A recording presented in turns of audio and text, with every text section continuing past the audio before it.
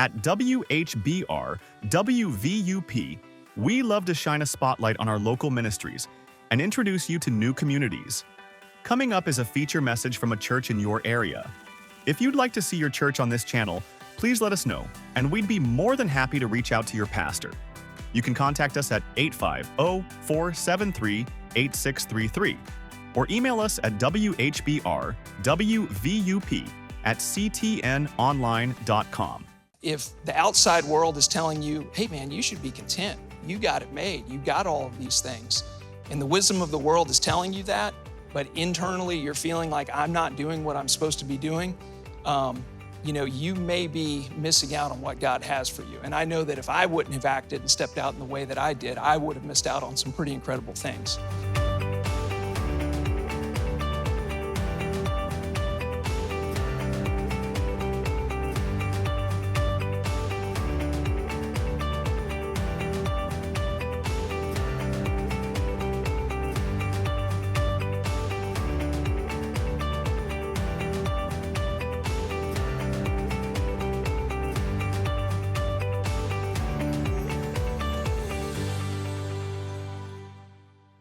I don't think there's anything more humbling than God directly intervening in your life over and over and just doing things that there's no way you could do on your own. But man, this tremendous weight that I didn't know I had just fell off of me.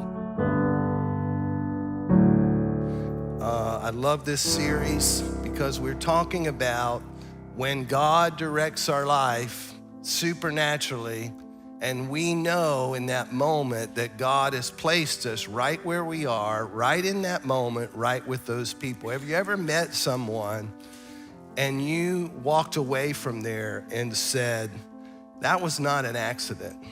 That was not an accident. I mean, you were at a place in your life where you needed that particular person in your life, and boom, there they were. Maybe it was a tough time in your life when you were going through something and you felt very alone, and God put somebody in your life who began to comfort you with the same comfort they had received. And you found out they went through what you're going through now, and they say, God brought me through, it's gonna be okay.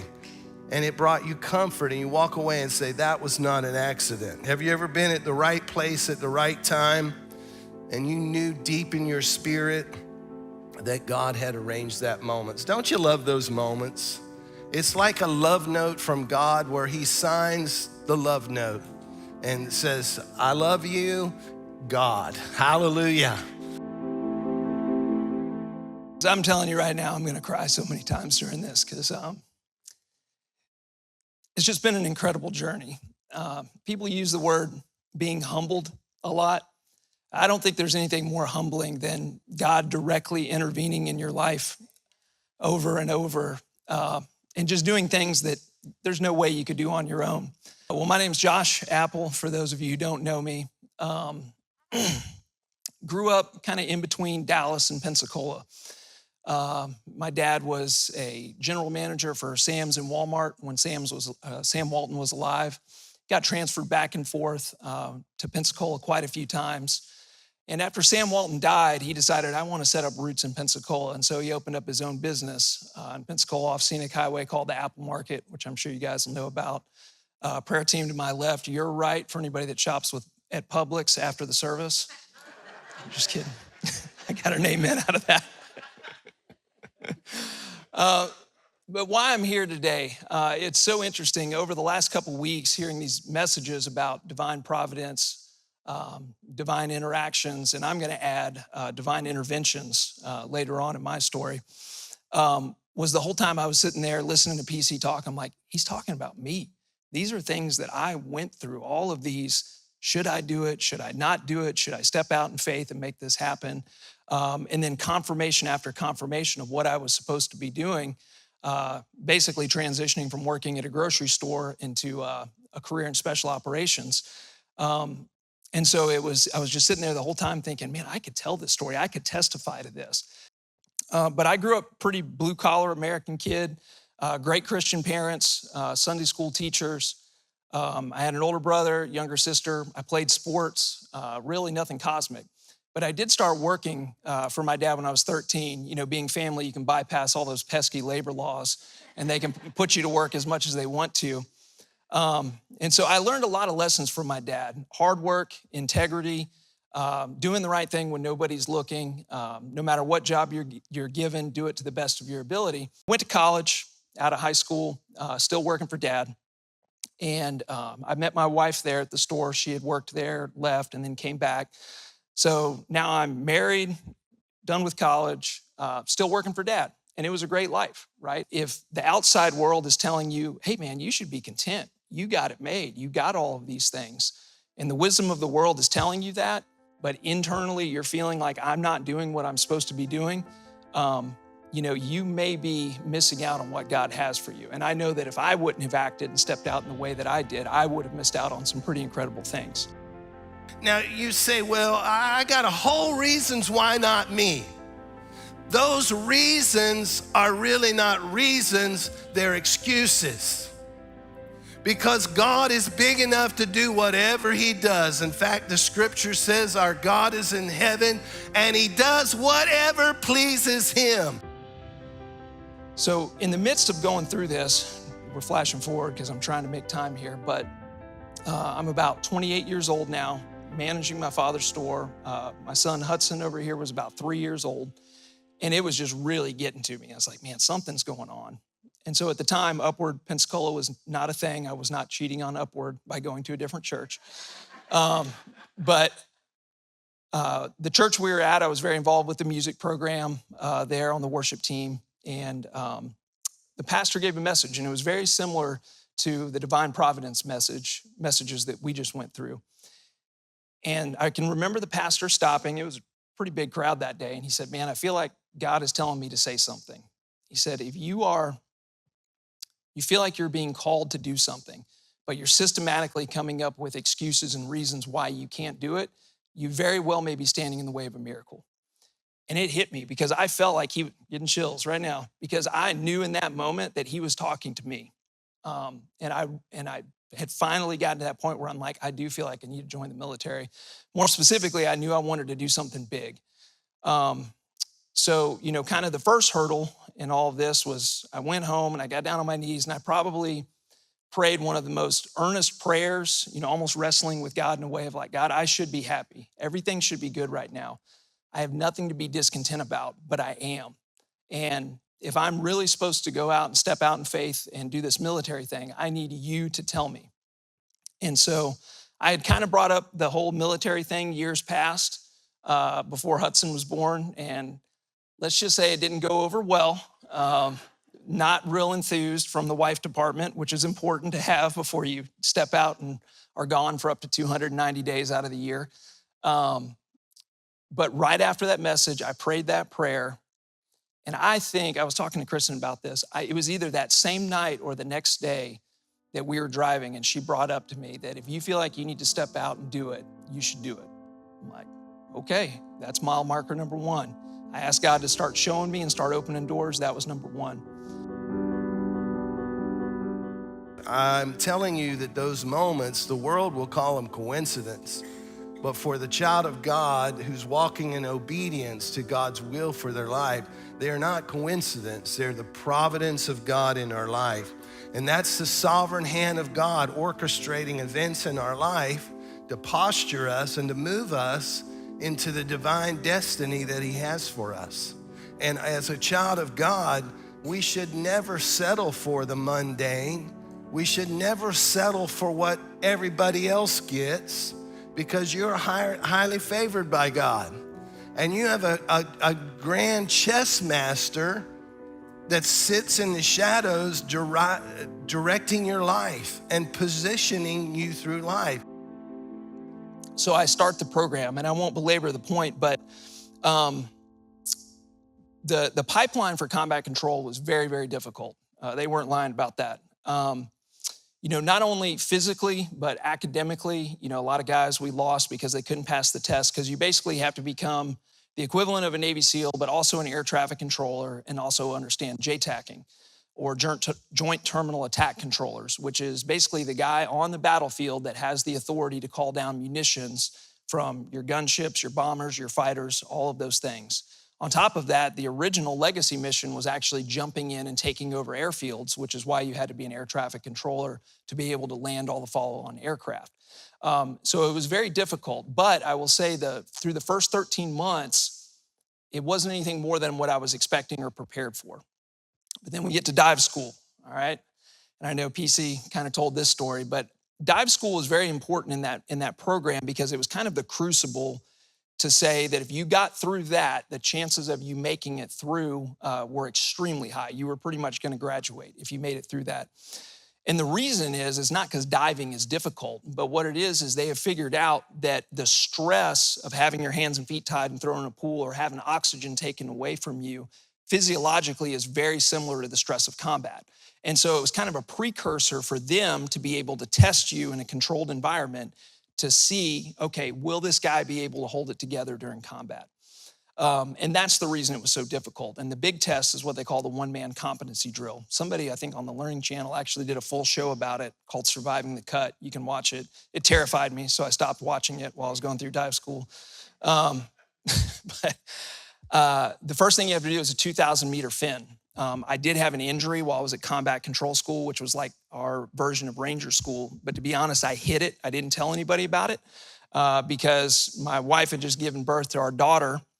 They normally don't let anybody go home from that school, but they let me fly home on a Friday. My daughter was born on a Saturday, and I headed back on Sunday and had 6 weeks left to go. And I said, dadgum, if I'm gonna do one extra day of this or start over by telling someone I had an injury. So I hid it. And the problem happened whenever I got to dive school. Water temperature was 47 degrees. We had 78-degree rated wetsuits. It was miserable. And I just could not pass the 2,000-meter fin, something that had never been a problem for me before. And so I failed the first day. I failed the second day. And it's coming up the night before I take the third test. I called my parents. They brought me a new set of fins because I was thinking if I could just get more rigid fins, maybe I can get a little more speed. Didn't really sleep that night.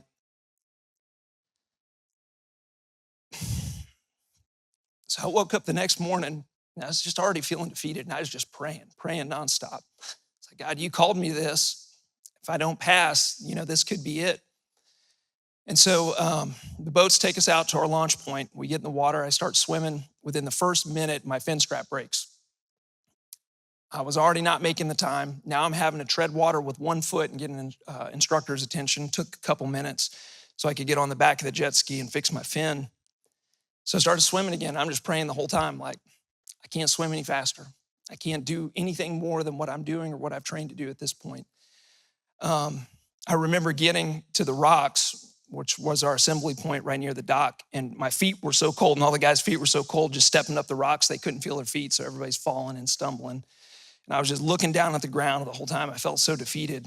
And my team sergeant, who's the only guy allowed to wear a watch, looked at me. He's like, man, you waited until the last day to pass? I said, no way. There's no way I pass. He says, oh, yeah, you'd still pass. So I'm sitting there thinking, how? I didn't swim any faster. I know I didn't swim any faster. Plus, I got set behind a couple minutes by my fin strap breaking. And then I looked up. And so if I was standing on the dock right here, it was one of the craziest things I've ever seen. That water was coming straight into the dock strong. It was supposed to be an outgoing tide. They wanted you to have to swim through a slight outgoing tide. And it was like the water and everything was just converging to that one point where we were supposed to swim. I started crying because I knew that there was nothing that I could have done in that moment to pass or to be any better. But God was like, I got you. Probably a lot like, like Moses felt at the sea, like, we got all the way here. We gonna part this thing or what? Don't fail. Don't quit. God's timing's not always your timing. God's made promises to you. The only thing we need to do is to make sure I'm postured correctly for lightning to strike. But lightning still's got to come from heaven. But if I'm in the right place, I can be assured that when God's timing comes, it's going to happen in my life. If God said it, it's going to happen in my life. Then we get to my second deployment. Second deployment was tough. This was Iraq 2016. If you guys are familiar with what was going on at the time, ISIS just kind of did a rapid takeover of Iraq, pushed all the way to Kurdistan. And the U.S. got involved, but probably not in a lot of the ways that the media might tell you. And so I was assigned to SEAL Team 1, and our job was to partner up with the Iraqi counterterrorism service guys and basically push ISIS all the way back to Mosul, and then we would have the final offensive in Mosul and hopefully clear out ISIS from that area. That was a tough deployment, man, because you hear about things and you think you're ready for things, and then you see them. First time I ever saw a guy clack off a suicide vest, just no hesitation, run towards troops and blow himself up. They had vehicle-borne IEDs that they would load down with explosives, put a driver in it. They would lock that driver in there with a padlock, send him toward the front lines to blow himself up and hopefully take out Iraqis and Americans. I had to take a lot of lives on that deployment. And it was necessary, but it still takes a toll on you. And I can remember one day, and this one was really hard. And I've never told a lot of these stories in a public forum before, but I feel like it's important, and I'll tell you why at the end. But there was this one day, we were doing an offensive, and there was a compound with some ISIS guys in there, and they had a lot of heavy weapons. They had already caused a few casualties, and my SEAL platoon leader's like, I'm sick of this, drop that building. Roger that. So I had some F-16s overhead, worked up the targeting package, and we dropped a 500-pound GPS-guided bomb on the compound. That bomb missed by 40 or 50 yards. It felt long, is what we call it. It went behind it. And I knew we had good targeting data. We knew that there was bad guys in that building. But while I'm talking to the pilot trying to figure out what happened, out of the back of that building came running about 20 kids with some women trying to run and get away. That's hard, man, because you feel like you're signing up to help people, to free people, and then you realize that with one radio call, you almost just killed a bunch of kids. I mean, think about like our youth center back there. And it messed with me, man. And we were in the middle of it. And my platoon leader was like, hey, man, you get with it. I still need you. And so you kind of learn to compartmentalize and put those things behind you. But that was tough. And I knew it was affecting me. I made it through that deployment. I can remember getting in the car and looking at my wife and being like, I don't know how much longer I can do this, because this was tough. You know, all the things that you had to see. And on top of that, you know, one of the towns that we went into, I know I'm going long, but I feel like this is important to say. It was on the eastern edge of Mosul, and it was like an apocalypse town. Like we went in there, everybody was gone. Like kids' tricycles and bicycles laying in the road, bullet holes everywhere. And we were kind of exploring the town, and we went into the center of it, and it was actually a Christian district. There was a church there. Along the back wall was a painting of the Last Supper, and ISIS had gone in there and just trashed the church. And they had burned out all the faces of the apostles and Jesus on the wall. And it was dark. It was heavy. You could feel it, that there was an influence there. So we ended up taking up refuge in a compound there. And our interpreter, we figured out that it was the town, you know, mayor, leader, whatever, the house that we were staying at before we continued the offensive. And he found a journal of the town leader that basically talked about the day ISIS came into their town. And they forced all the families out into the town square. They put all the firstborn sons on their knees, and the leaders, the ISIS leaders, basically said, if you don't give us shelter, food, you know, harbor us, and give us some of your kids to help us, we're going to execute all the firstborn sons here. So you talk about hard. Now I'm starting to realize that probably a lot of those people that we are fighting on the way were forced into that. Can you imagine that type of evil? You know what I mean? So I came away from that deployment with some issues. I was having a hard time. Didn't manifest in any external way, but I knew it. And I didn't really talk to anybody about it, because most of the guys that I would talk to on the team, they were like, dude, you didn't do anything wrong. You were within the rules of engagement. That sounds great and all until it's you having to do some of those things, right? And so I was kind of struggling with it. And here's another divine moment, and it happened with PC. I don't even know if you remember this story. You do remember the story. I was working security in the old sanctuary. I was back by the sound booth walking by. And you guys know PC, right? He's always happy, go lucky, smiling. He had this serious look on his face. I'm like, PC's looking kind of intense right now. And he looked at me and he said, come here. And I went over to him. I'm like, yeah, what's up? I think the music was playing, so it was kind of loud. And I had my ear towards him instead of looking at him. He says, no, look at me. So I looked at him and he said, God told me to tell you that it is not your fault. That you did not put those people in that position, evil men did, and you did what you had to do. You think PC knew what I was going through? I never told you that story. But he knew. And God was so invested in my own personal well-being that he reached out to somebody I trusted, a mentor, somebody that I was under that authority, and made sure to stop and tell me that it was okay. Man, you talk like crying like a baby. I probably got snot on his shirt. But man, this tremendous weight that I didn't know I had just fell off of me, and it was powerful. It is a heavenly pattern that if we follow that blueprint and pattern in our life and posture ourselves accordingly, God can do divine connections in my life. And I can be at the right place at the right time to meet the right person for God to do more in a minute than I can do in 5 years. So I'm going to sum this all up. There's so many more of these stories that I could tell and so many more things that I could say about this. But I want to kind of go through and do a little review here about all of the divine things that happened to lead me to this point. So first of all, why was I unsettled about what I was doing where I was? By the world standards, everything was great. Whenever I was failing and not making the standard for the fin at dive school, who changed the waters to make sure that I did pass?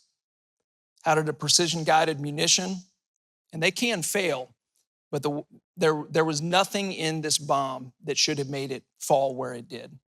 How did that miss that house full of kids and women that those guys were making stay in there? And more importantly, how did PC know that I was dealing with struggles, shame, and guilt for some of the things I'd done and seen on that deployment, right? So I hope that encourages you guys, because if there is anybody less likely to become a special operator in this world, I'd like to meet them, because I was working at a grocery store, man, just the most average dude ever. And I could go down all of the different awards and decorations and things like that, but God blessed me, and he gave me favor with everybody. I got promoted every time. Any award that you can think of, the medals, all of that stuff was poured out on me. And it was just tremendous. You know, so many people can argue on God's existence and things like that. And as PC would say, oh, that's just coincidence. But man, when you know better, you know better. And there's nobody going to convince me any different that I wasn't part of something really cool. And just so humbled by it all that God stuck with me, elevated me to those positions, allowed me to experience those things. It was just a very, very cool and unique journey. Got to thank my wife and my son, my daughter, and they stuck through in some very, very hard times, and they deserve a lot of credit for dealing with all that. I know I wasn't always there, but I appreciate you guys. The Lord is my shepherd, and he is everything I need, so I will not worry. I will not fear the enemy. He said that he loves me. He said that he's with me, even though I walk through the valley of shadow and death, and still I know he has good plans. He has good plans for me. So I will take heart in deserts and gardens. He has good plans. He has good plans for me. If I know my Father, I know my Father has good plans. So the question I have for you today is this. Are you postured correctly for God to do the incredible in your life? Do you live a devout life? Is prayer your lifestyle? Are you generous with what the Lord's given you? And do you act in faith? When God says move, do you move? And if you do that, friend, one day you'll be coming up to me, as so many of you have done, and say, PC, God did the miracle in my life. I got a promotion that somebody said I would never get. I found the person of my dreams. I love that one. Say hallelujah. God moved in ways that I could never. I got a phone call from that son or daughter that had to talk to me for years. God moved in my life, and I know God did it. Hallelujah. Are you postured for God to do the extraordinary in your life? I know my Father, He has good plans. He has good plans for me.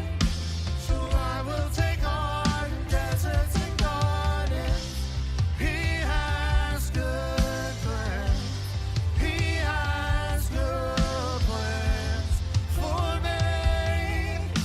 If I know my Father, I know my Father has good plans. Good plans.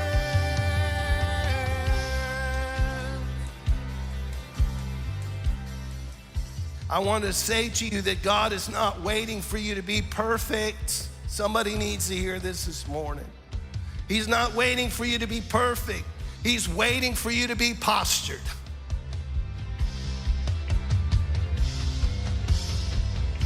Surely your goodness and mercy will follow after me. So fear will not find me, 'cause I'll be dwelling in the house of God. Surely your goodness and mercy will follow after me. So fear will not find me, 'cause I'll be dwelling in the house of God. Surely goodness and mercy will follow after me. So fear will not find me, 'cause I'll be dwelling in the house of God. Surely goodness and mercy will follow after me. So fear will not find me, 'cause I'll be dwelling in the house of God. He has good plans. Thank you for watching. At Upward Church, our goal is to infuse life and God's love into people and families through engaging, powerful worship services that offer biblical truth in relevant and practical ways. If you would like to give or call Upward Church home, you can use the QR code on your screen or go to our website at www.upwardchurch.org. You can also find us on Facebook and on Instagram. Thank you for watching Upward Church. Don't do life alone. Thank you for watching today's broadcast. If you are encouraged by this ministry's message, you are invited to reach out and let them know. One way that you can do so is to scan the QR code on your screen, or visit our Connect page by going to WHBRWVUP.org and then click the Connect button. Select the ministry you would like to contact, fill out the form, and we'll pass along the message. Your support helps keep shows like this one on the air. Reach out today.